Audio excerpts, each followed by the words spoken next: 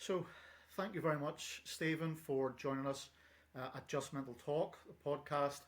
Um, Now, for clarity, I suppose I need to say that I do know you of old.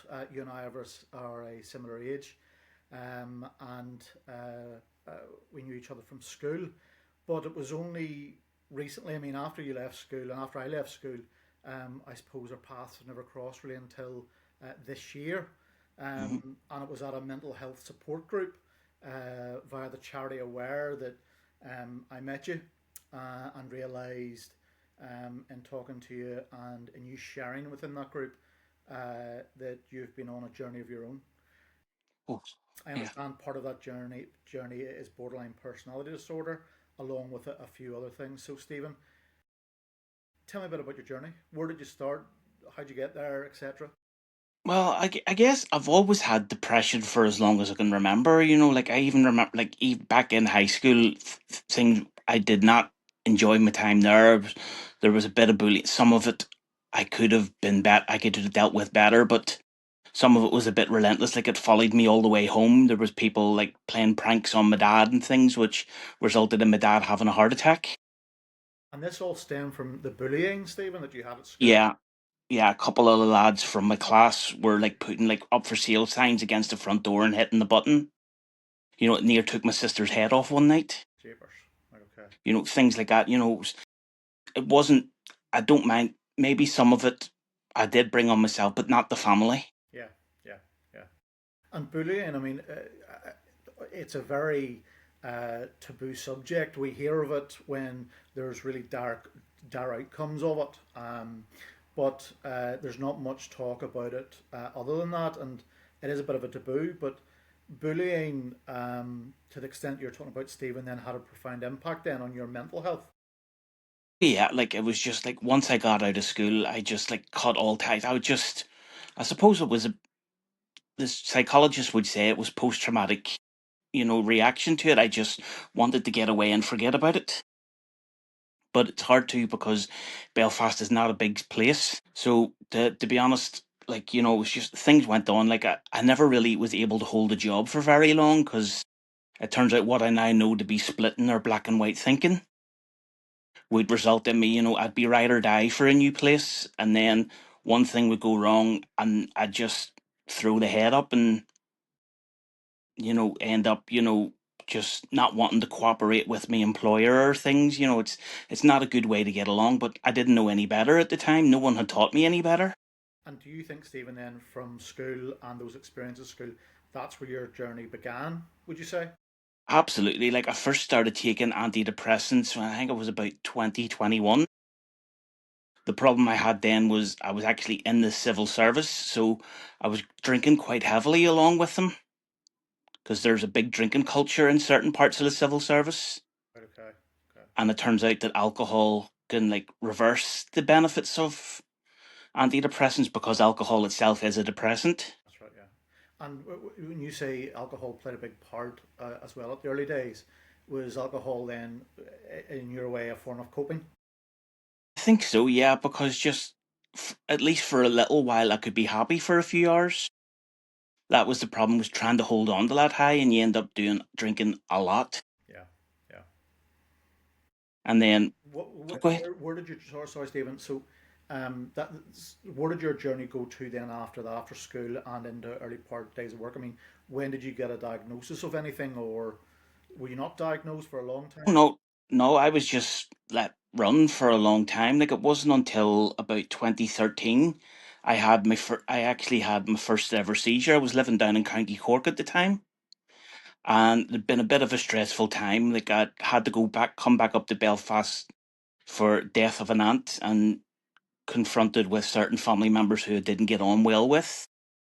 By the time I got home, I was so wound up, and got back home down in Cork, and got up on the Sunday morning, went to the bathroom, and just hit the deck. Right, okay. Like that, I was actually unconscious for 36 hours after. So down there, like I started getting treated for epilepsy, but I knew it wasn't epilepsy I had. It took After I came back to Belfast, it was 2014 I came back, and it took until 2017 before I got the diagnosis that it was like non-epileptic attack disorder. Right. Okay. It's basically the stress in me had gotten to like poisonous levels, and stress was causing me then to have seizures. Right. Okay. So So those seizures and you hitting the deck was all down to stress. absolutely, yeah, because I'd never been shown how to process stress. Living in an environment where like my dad didn't like people complaining. You could complain about something once and that was it. But sometimes you need to get it out of your system. Yeah, I suppose too. I mean, I think many of us experience it, and that there's the old school thinking of chest out, chin up, get on with it type thing. Yeah. So I get that, and it's I suppose a culture thing. Um, in Northern Ireland, I suppose right across the UK and Ireland, it's probably a culture thing. Oh yeah. Um, I looked at like one of my favorite poems used to be "If" by Rudyard Kipling, right. Okay. Okay. but then I realized that that is just absolute toxic masculinity about how you're meant to go through all these things and never complain about it and just get on with it. Sometimes you need a wee bit of time to decompress. Yeah, yeah, no, absolutely. And I think, I mean, as a society, we're starting to see that as the outworkings of that now with the huge mental health problems that there are right across the UK. Uh, Now, we touched briefly on borderline personality disorder. This became a new phrase to me within the past number of years, but for some, I think there's a lack of understanding about it, and that's due to the lack of education about it. So, what is it, or when did you know about it, or Well, after going through like a bit of like I had a lot of hassle.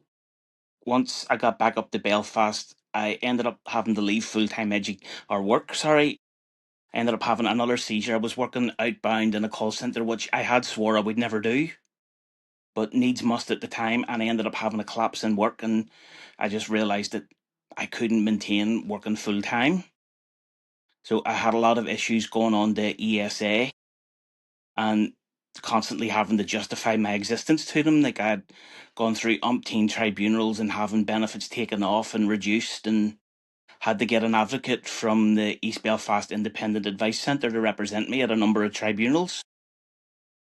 But as my doctor turned around and says, asking someone that has stress related seizures to go through all that is it's a bit too much.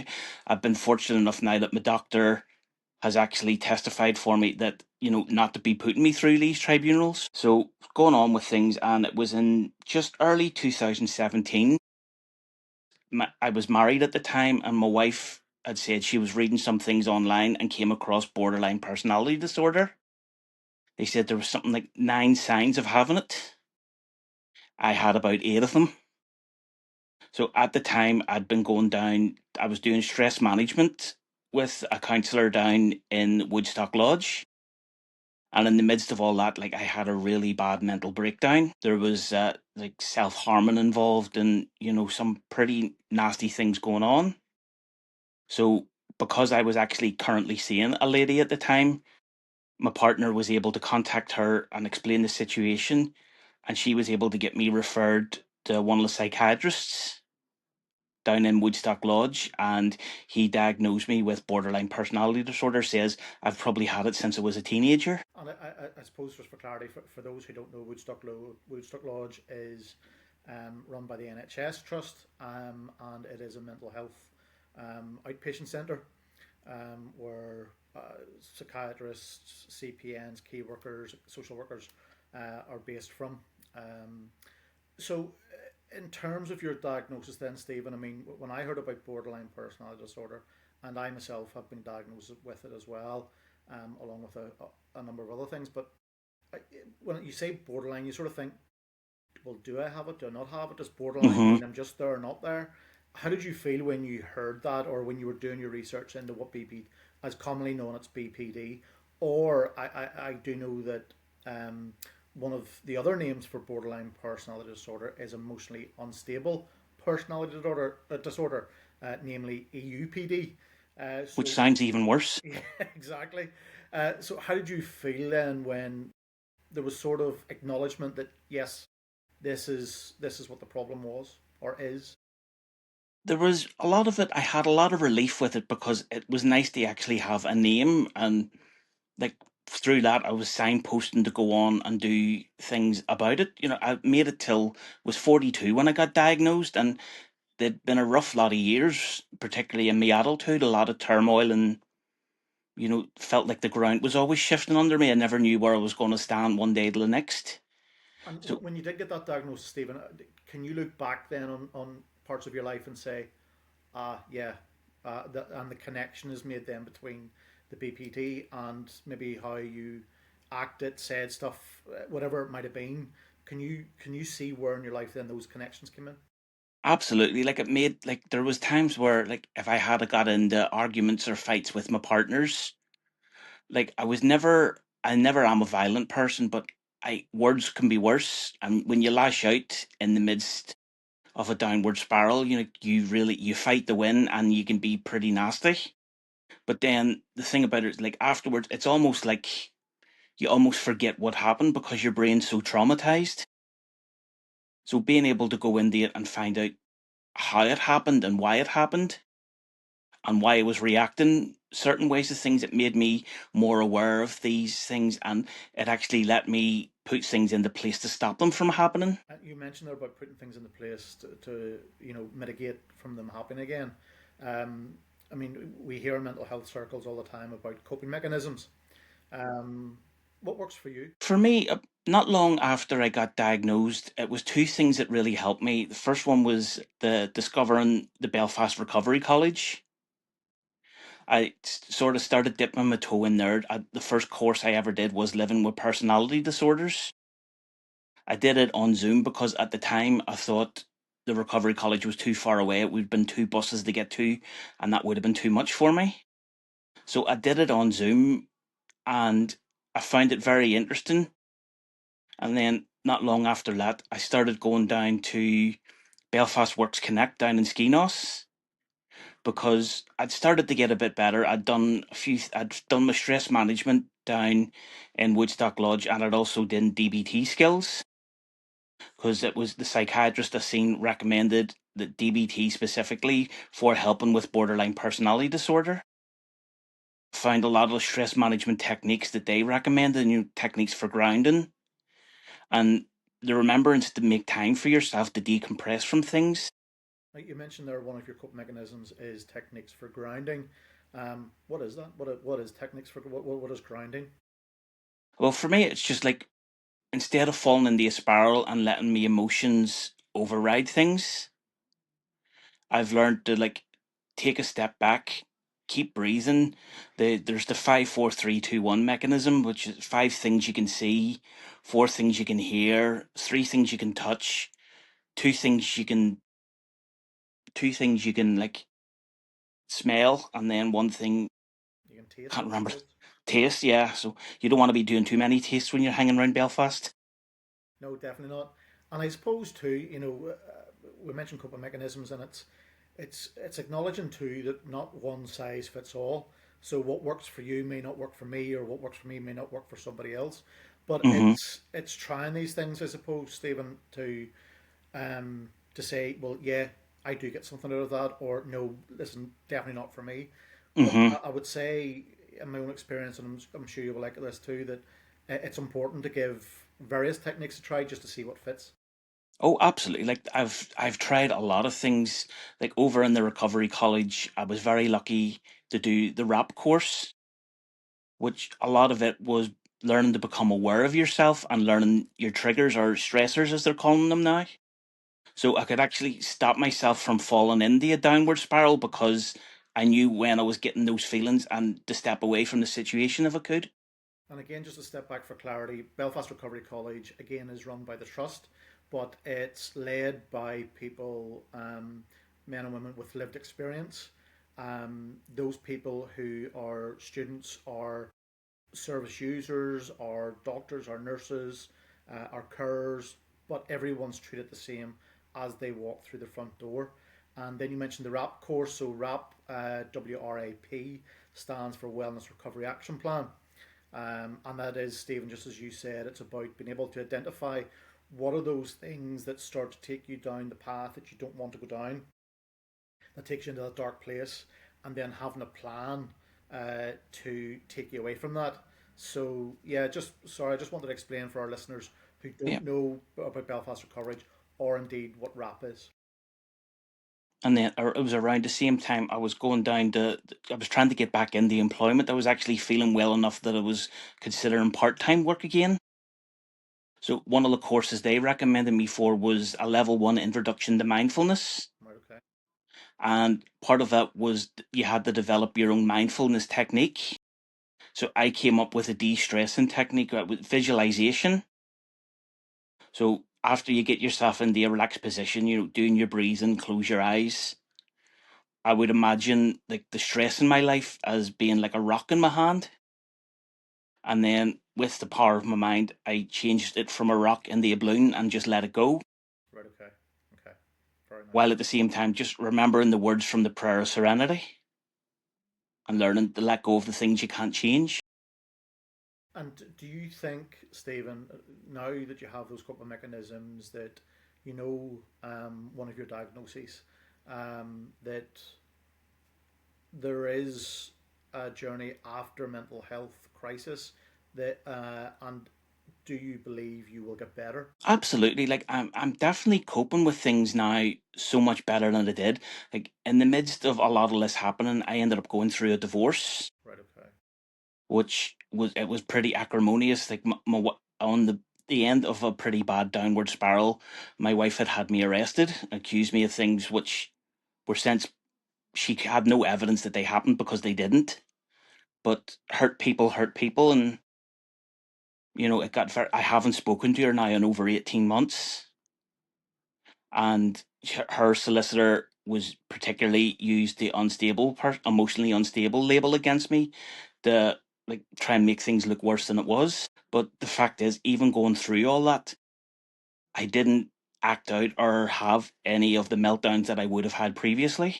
And do you think that's down to having those coping mechanisms in place that you've talked about? Absolutely, absolutely. Like whenever I split up with my wife, I looked at a number of things. One of the problems that maybe happened was I was too reliant on her as my only, like the only support network. Whereas I don't have her anymore. What do I have? I started developing, like I started going to the Aware group. I started going to the recovery college a bit more, expanding the circle of friends of people that maybe understood mental health a bit better. And so going through that, I was able to put into practice the things I'd been learning pretty much like sink or swim, because there was a lot being thrown at me at that time, like splitting up with my wife. I lost my home then due to a no fault eviction and had to move back home with my father. And that was massive. Like it still weighs on me a bit that I'm now living in one room of a house that I used to have to myself. Yeah. Yeah. It can be very difficult, having to downsize like that. And would you say, Stephen, now looking back as well, and in light of where you were, where you've what you've came through, and where you are, um, uh, would you say that yes, you've acknowledged you're in a much better place, but would you say that in terms of the bullying that went on as a teenager, um, does that still have a massive impact now on a daily basis? Yeah, well, and learning about borderline personality disorder, one of the things I learned was that when you reflect on your past, these things still hurt as much now as they would have when they happened. When you say hurt, Stephen, what do you mean by hurt?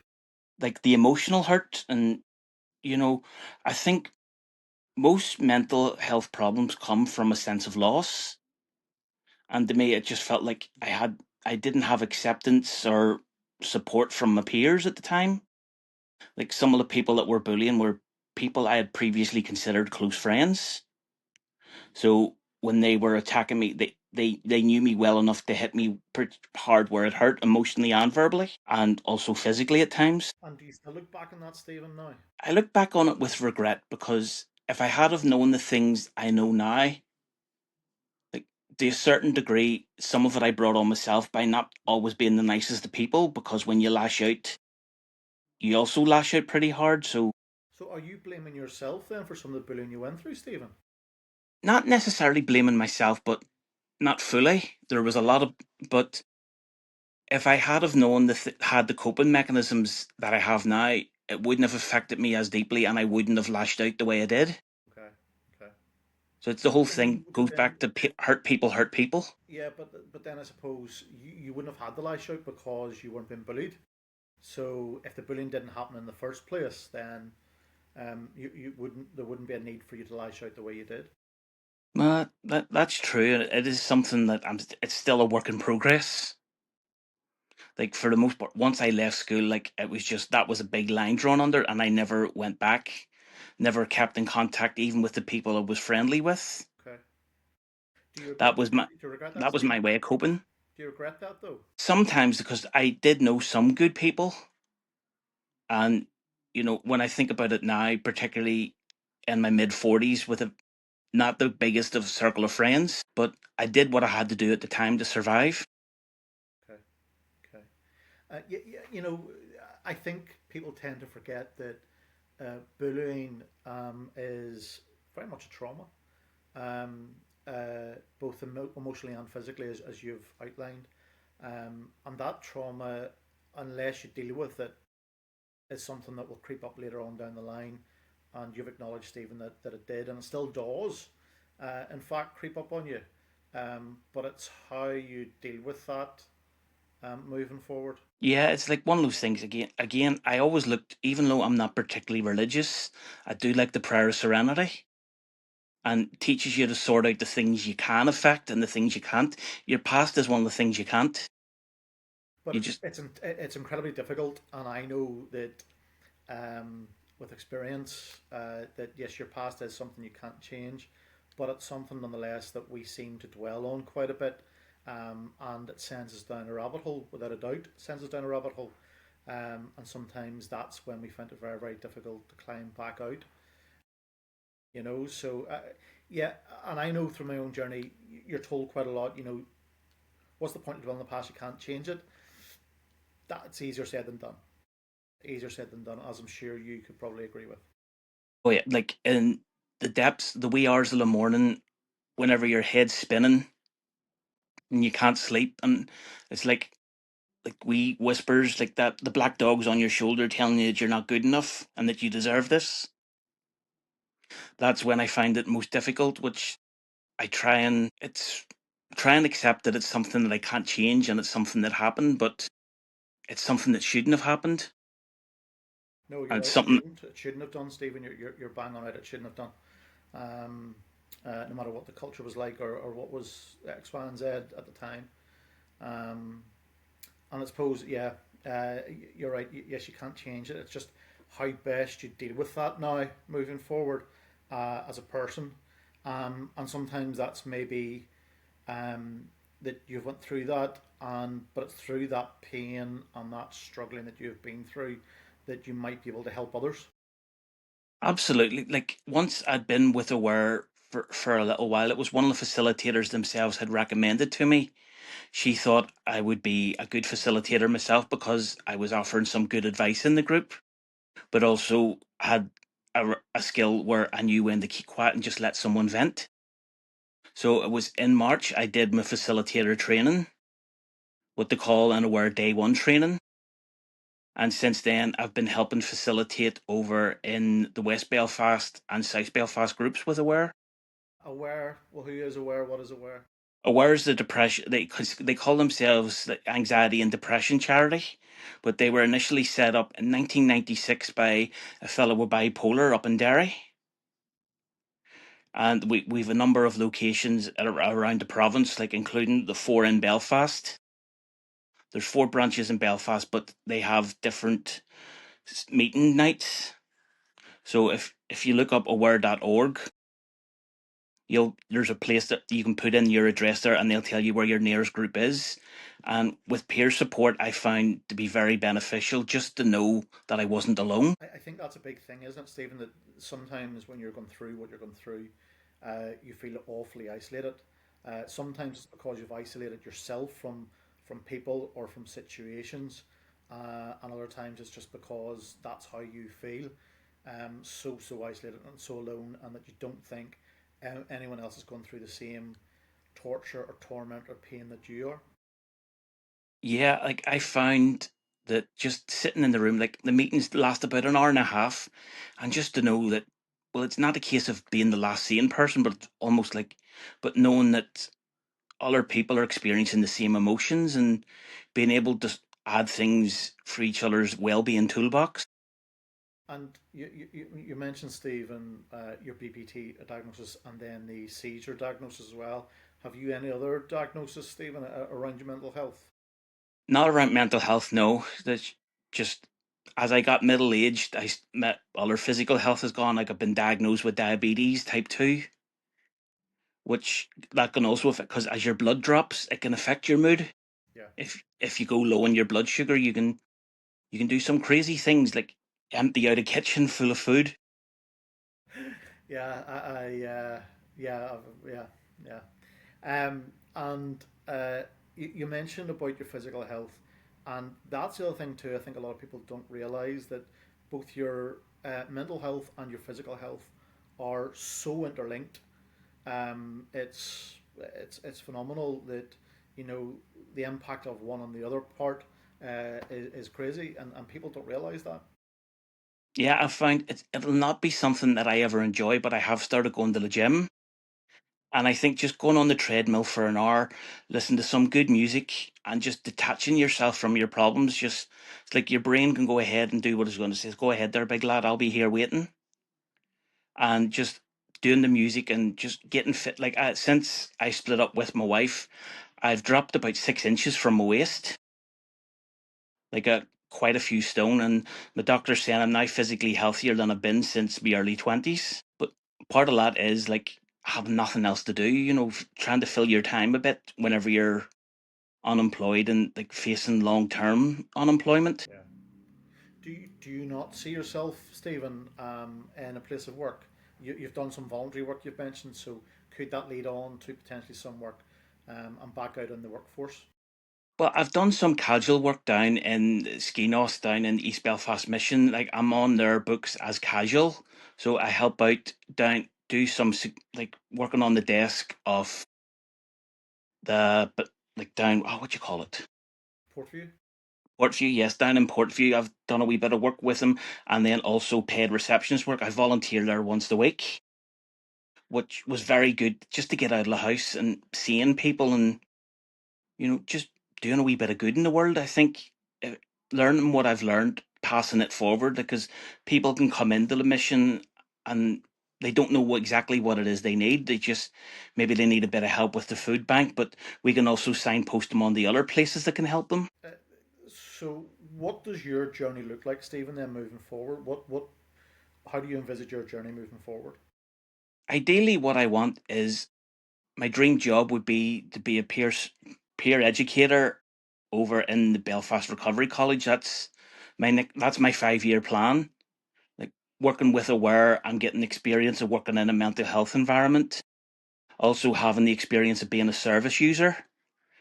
That's the criteria. I've been to the information sessions over in the Recovery College of what you need to be a peer educator. So what I would like first to spend a year or two working as a peer support worker on the wards, possibly.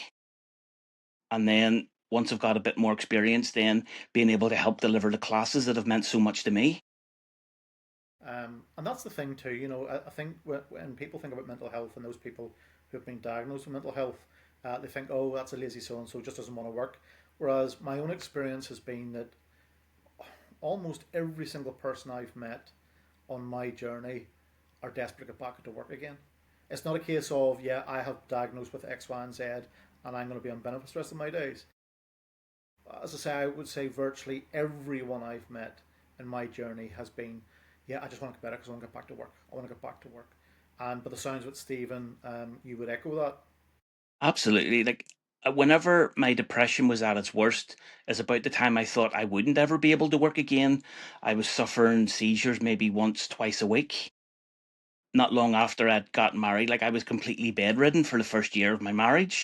I was going to say, what did depression look like for you? Sleeping, I just couldn't wake up. I was waking up long enough just to have food and then back to sleep. I just so much stress. It was just I was completely overwhelmed with stress. And then slowly but surely, and with a lot of love from my wife at the time, I started to find myself again. So it's just like slowly but getting up out of bed. Like one of the things that she did for me was she bought me a new games console to give me an excuse to get out of bed. Right. Okay. Okay. Because there's a certain satisfaction, like it's good for the brain as well because you're solving puzzles in the games, but there's also a sense of achievement with them. Like in a lot of modern games, you do get we pop up achievements when you do certain things in the game. Yeah. And So depression. I mean, people, I suppose, have different views of what depression looks like.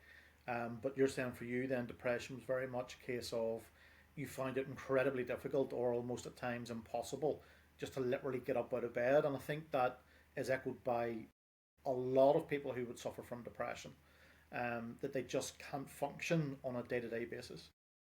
oh, absolutely, like it was a daily struggle fighting apathy. Excuse me. Just like the first thing you, as soon as you wake up in the morning, you're like, oh God, not this again. And you're not, you just don't feel any purpose. You're just like, you just feel like a drain on everybody around you. And in your darkest time, Stephen, did you ever attempt to take your own life? 3 times You did. Right. Okay. I have, I've came so close. And what stopped me, particularly the last time, was when I just moved back up to Belfast from Cork.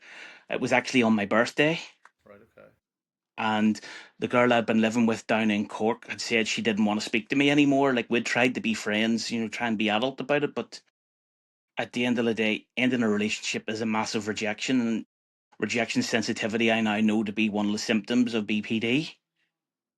And the only thing that stopped me was working out who would find me in the morning. Would it be my mum or my dad?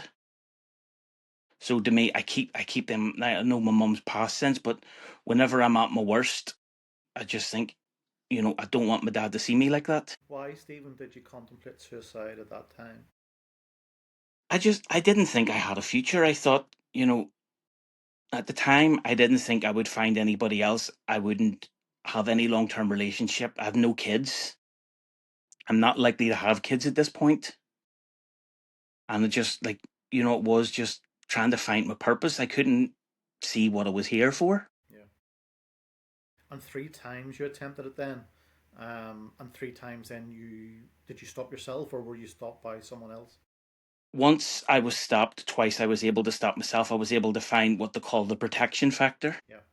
Yeah. So protective factor, just for again for audience purposes, is something that just protects you from doing that. That there's someone in particular is a protective factor, or a number of people who are protective factors. And for you, you've mentioned your mom and your dad as your protective factors at that particular time. Would I be right in saying that? Yeah. Yeah. And then thinking about like my wider family, like I've gone quite close to my older sister in the last lot of years, particularly since I've been home, and then my nieces and nephew. And when you look back at that, Stephen, and you hear some people say about suicide, oh, it's the card's way out, or yeah, just very blasé about it. How do you feel when you hear things like that? It's very easy to dismiss it as that, but a lot of people don't want to realize how awful you must have to feel to take a step like that into the unknown because you don't know what's going to happen after. I'm not a very spiritual person, but at the same time, it must be, you have to be going through a lot just to contemplate jumping into the complete unknown just because you hurt that much you wanted to stop. Yeah, that's it. Actually, sometimes it is just about stopping some of the feelings you have at a particular time, that have been ongoing for so long that you just want them to stop.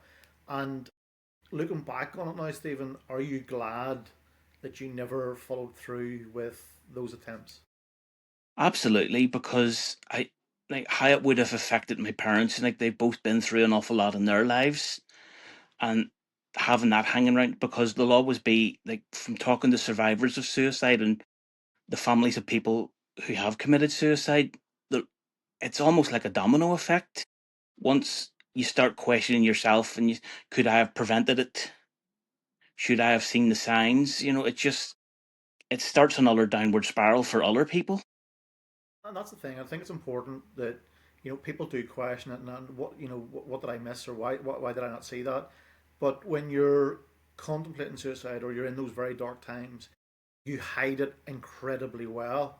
And in a bizarre way, it's because you don't want to hurt the other person or the other people that you love. So you Yeah. hide it incredibly well. In terms of someone saying, oh, I wish I had seen the signs or I should have seen the signs. No, because when you're in that frame of mind, you hide it. You put on an act, you put on a show to make sure that people aren't aware of what your contemplations and your thoughts might be. Um, and so, say looking back on it, you're glad, Stephen, that you didn't follow through, um, and you're in a much better place now compared to where you were. And I presume your recovery journey is very much a journey that this is something you're going to be on for a while. It's not something that's just going to be fixed like that. It is a journey. Oh, absolutely. Like there's no on off button for depression. It is something, even no matter how well you're doing, there will be steps back. You will have things will knock you for a loop when they happen. And it's important to remember that it is a journey. It's not a game of snakes and ladders where you hit the snake and go back to square one. So I've had a lot of time on my hands to think about these things, where I'm going and where I want to go. And that is, when you've been as low as I have been, I will do anything to make sure nobody else goes through that and has those feelings.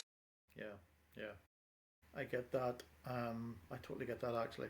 Um, in moving forward, Stephen, and if you were speaking to anybody tonight that, or as this goes out, when it goes out, sorry, um, what would you say to someone now who's contemplating suicide, who's contemplating that there's such a dark, dark place, they don't know where to turn, and they see that as the only option? What would you say to the Stephen that was a number of years back? I would say, this too shall pass. It's a temporary feeling and it will go away. And there's so much you can do with yourself, and there's always hope. There's some fantastic services out there. Some of them aren't as well funded as they could be, but there is people out there who will move heaven and earth to help you. And I think when you have family and friends around you, sometimes it's more of a hindrance. Sometimes it's a good thing. But there's many people out there who maybe don't have the family or friend network that some others do, and will find it incredibly difficult. So I suppose both you and I will both say, listen, the first thing you got to do is reach out.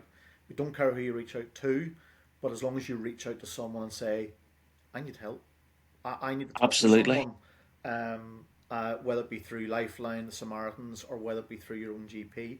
And I know the services are stretched beyond stretching, but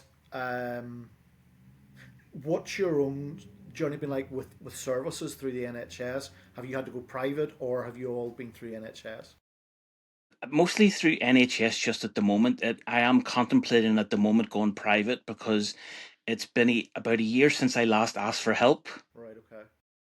I got in contact with my GP, starting to feel a bit of the winter blues, as they call it.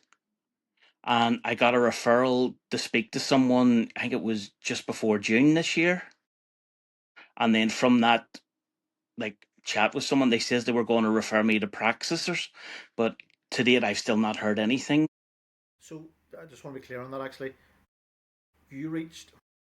I suppose we're telling people to have hope, yet you just said that you reached out for help, and it's been a year already since you've actually heard from anyone Yeah, about help. I suppose asking for help, and when you're really in those dark, dark times, it is treated very differently to saying, listen, I need help, I need to talk to someone, I'm feeling low, and before going any further. But when you're in the midst of a crisis, um, there is help readily available there, and there is an urgency for hmm those in dire need, I suppose. But I'm sure for you it must be frustrating to say that, a year on from asking for help, you're still waiting. it's incredibly frustrating, and it feeds in to my rejection sensitivity. The fact that, like, I wonder sometimes have they lost my paperwork, but I look to my rap plan. And like, I still go to my work regularly, even though I'm facilitating. I still go to my own.